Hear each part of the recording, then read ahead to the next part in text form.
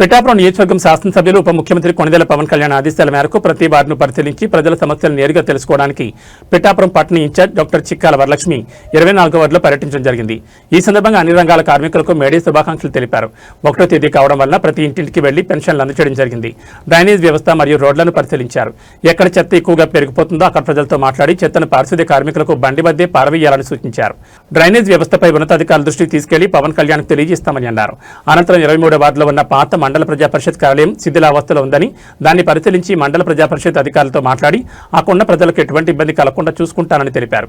ఈ కార్యక్రమంలో 23వ ward incharge గుండు వీరభద్రరావు, 24వ వార్డు దాసరి నాగలక్ష్మి, పలు వార్డు ఇన్ఛార్జీలు వనం వీరబాబు, దాసరి దత్తు, సత్యం హరీష్, ఏగల మణికంఠ, దాసరి లోవకుమార్, ఎం సూర్యం, రవి నాగేంద్ర, జనసేన నాయకులు, కార్యకర్తలు, వీర మహిళలు, స్వర్ణ వార్డు సచివాలయం సిబ్బంది తదితరులు పాల్గొన్నారు.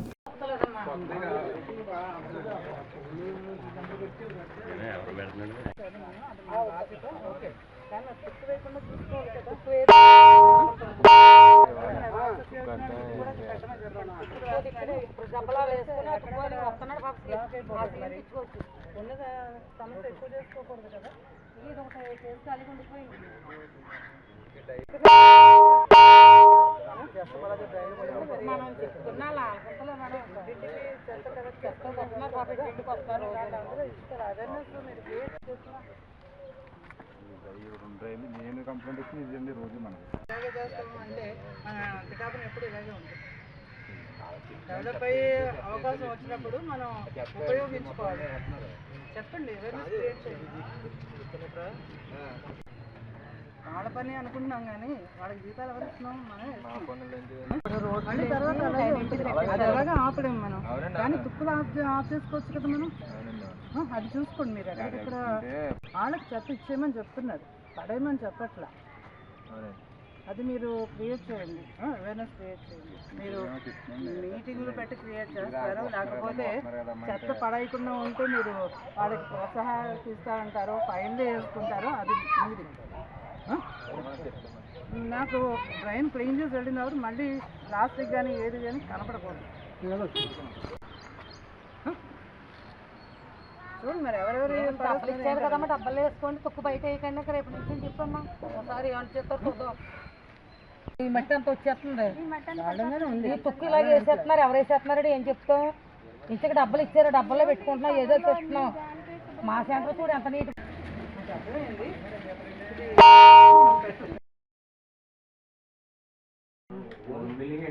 అంతా కూడా మండల పద్ధతిలో జరిగింది సార్. మనం మేము సచివాలయం లాస్ట్ 2 years బ్యాక్ అది ఖాళీ చేసిందంటే ఇది టీగోగా తీసుకొచ్చారు. ఇంకొకటి తీసుకొస్తే అందులో ఫోన్ చేస్తే మధ్యాహ్నం ముందు బయటికి బిల్డింగ్ పడిపోయేలా పడిపోయేలా లోపలికి ఎందుకు వెళ్ళావు నువ్వు, బయటకు వెళ్ళని చెప్పి అన్నాడు. అరవై మామూలు ఎక్కడికక్కడ వదిలేస్తున్నారు మొత్తం. అంటే చిన్నపిల్లలు ఆడేసుకుంటారండి, మొత్తం డిమాలిష్ చేసి అప్పుడు మనం కొత్తగా ప్లాన్ చేసుకోవాలి. ఏమైనా పిల్లలు గట్రా అందరూ చిన్నపిల్లలు ఈ డోర్ లోపల లోపలికి వచ్చి ఆడేది. గవర్నమెంట్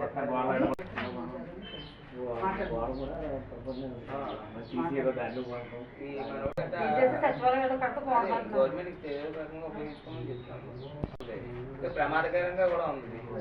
వాళ్ళు కట్ట పడిపోతున్నాయి. దీనికి ఎవరు దిక్కు వానం లేదు. ఎవరు కూడా ఇది అంటే తర్వాత కట్టింది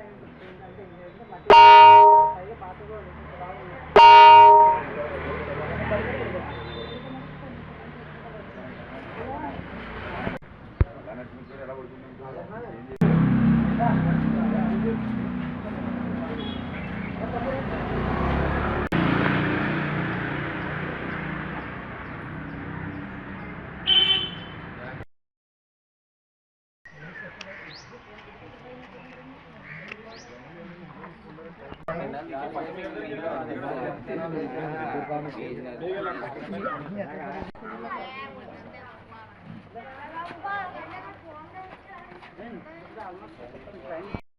అందరికీ నమస్కారం అండి. అందరికీ కూడా మేడే శుభాకాంక్షలు అండి. మన పిఠాపురం నియోజకవర్గం శాశ్వత ఎమ్మెల్యేగా ఉండబోతున్న శ్రీ కొణిదెల పవన్ కళ్యాణ్ గారు మన రాష్ట్ర ఉప ముఖ్యమంత్రి గారు. వారు కూటమి ప్రభుత్వంలో భాగంగా ఉన్న విషయం అందరికీ తెలుసు. ఆయన ఆదేశానుసారం మనం ప్రతి నెల 1వ తారీఖున ఇంటి వద్దకే వెళ్ళి అందరికీ పెన్షన్లు ఇవ్వడం జరుగుతుందండి. ఆ కార్యక్రమంలో భాగంగా నేను పెన్షన్లు ఇస్తూ 23వ వార్డుకి రావడం జరిగింది. ఇక్కడ వార్డు ఇన్ఛార్జి గారు గుండు వీరభద్రరావు గారు ఈ మండల పరిషత్ భవనం చాలా కాలంగా పురాతనమైపోయింది. ఇది నిరుపయోగంగా పడి ఉంది. ఇలా ఉండడం వలన ఏంటంటే అది ఏ క్షణమైనా కూలిపోవచ్చు. ఇక్కడికి చాలామంది చిన్నపిల్లలు ఆడుకోవడానికి వచ్చి ఆ బిల్డింగ్లోకి వెళ్ళడం అది జరుగుతుంది. కాబట్టి ఈ విషయమై మీరు పై అధికారులకి తెలియజేయాల్సిందిగా అడిగారు. నేను ఇది చూశాను, కొంచెం బిల్డింగ్ బాగా పాతబడిపోయింది. కాబట్టి ఇది వేరే విధంగా ఉపయోగించేటట్టుగా నేను ప్రభుత్వానికి చెప్తాను. అది దేనికి ఉపయోగిస్తారు అన్నది ప్రభుత్వం నిర్ణయిస్తుంది. ఎందుకంటే ప్రస్తుతం ఇది డిమాలిష్ చేస్తే కొంచెం మనం పిల్లల్ని అది రక్షించుకోగలుగుతాం. ఎందుకంటే ఏ క్షణమైనా కూలిపోతే ప్రమాదం జరుగుతుంది. కాబట్టి తర్వాత 24వ వార్డులో పెన్షన్ పంచడానికి వెళ్ళినప్పుడు పెన్షన్ లబ్ధిదారులు చాలా హ్యాపీగా ఉన్నారు. వాళ్ళు ఎందుకంటే ఇచ్చిన పెన్షన్ వాళ్ళు సదుపయోగం చేసుకుంటున్నామని చెప్పారు. అలాగే ఆ వార్డులో ఉన్న డ్రైనేజు రోడ్లు కూడా చూడడం జరిగింది. డ్రైనేజీలు ఎంత క్లీన్ చేస్తున్నా సరే కొన్ని చోట్ల బ్లాక్ అయిపోయి మురుగునీరు బయటకు పోకుండా ఆగిపోయి దోమలు అవన్నీ వస్తున్నాయి. ఇది వీళ్ళు నా దృష్టికి తీసుకొచ్చారు. నేను పై అధికారులకి చెప్పి అది క్లీనింగ్ అది జరిగేటట్టుగా చూస్తాను. కానీ నేను ముఖ్యంగా చెప్పదలుచుకుంది ఏంటంటే ప్రతి వార్డు ప్రజలకు కూడా మన మున్సిపాలిటీ చెత్తను సేకరించే కార్యక్రమం తడి చెత్త పొడి చెత్త వేరుగా పెట్టుకోండి, మేము ఇంటింటికి వెళ్ళి సేకరిస్తాము అన్నట్టుగా చెప్తున్నారు. వాళ్ళు వస్తున్నారు కూడా. కాబట్టి ఎవరి చెత్త వాళ్ళ ఇంట్లోనే ఉంచుకుని చెత్తబుట్టలో వేసుకుని వీళ్ళు సేకరించడానికి వచ్చినప్పుడు వాళ్ళకి ఇస్తే ఈ డ్రైన్లో చెత్త పేరుకోకుండా ఉంటుంది. దానివల్ల బ్లాకేజ్ చాలా వరకు తగ్గుతాయి. మిగిలిన ఎలాగో మనం వాటిని క్లీన్ చేస్తాం. డ్రైన్లు లేని చోట డ్రైన్లు కట్టడానికి కూడా మన మున్సిపల్ కమిషనర్ గారు కానివ్వండి, పాడా డైరెక్టర్ గారు కానివ్వండి, ఎందుకంటే పిఠాపురం చేసుకున్న అదృష్టం ఏంటంటే మనకి చాలా మంచి ఎమ్మెల్యే గారు, అంటే పిఠాపురాన్ని డెవలప్ చేద్దామన్న ఉద్దేశంతో ఉన్న ఎమ్మెల్యే గారు, ఆయన దూరదృష్టికి మెచ్చి ఉప ముఖ్యమంత్రిగా ఒక పదవి కూడా ఆయనకి ఇచ్చారు. ఎందుకంటే ఆయన ఎంత సమర్థులో తెలుసు కాబట్టి, కూటమి ప్రభుత్వంలో ఆయన ఎంత ముఖ్యమో తెలుసు కాబట్టి నారా చంద్రబాబు నాయుడు గారు ఆయనకి ఉప ముఖ్యమంత్రి పదవి ఇచ్చారు. అది దాంతోపాటు ఆయన 5 శాఖల్ని ఒకేసారి ఎక్కడ విరామం లేకుండా అన్నీ కూడా డెవలప్ చేయాలి అన్న ఉద్దేశంతో చాలా కష్టపడి పనిచేస్తున్నారు. ఆయన విజన్ చాలా గొప్పది. మనకి పిఠాపురం మున్సిపాలిటీ కూడా అప్గ్రేడ్ అయ్యింది కలెక్టర్ మున్సిపాలిటీగా. కాబట్టి మనం పిఠాపురాన్ని పట్టణ సుందరీకరణలో భాగంగా ఏం చేయాలి అన్నది అధికారులు చేస్తున్నారు. ఎందుకంటే పిఠాపురం టౌన్ని పవన్ కళ్యాణ్ గారు ఒక పట్టణంగా చోట్ల ఒక నగరంగా తీర్చిదిద్దుదామని చెప్పేసి ఆయన ఉద్దేశం. అందుకనే మనకి నగర వనాలు కూడా వస్తున్నాయి.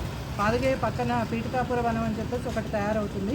దానివల్ల ఏంటంటే మనకి ఆక్సిజన్ తగ్గిపోకుండా ఉంటుంది. చెట్లను పెంచమని చెప్తున్నారు, పర్యావరణాన్ని రక్షించమని చెప్తున్నారు.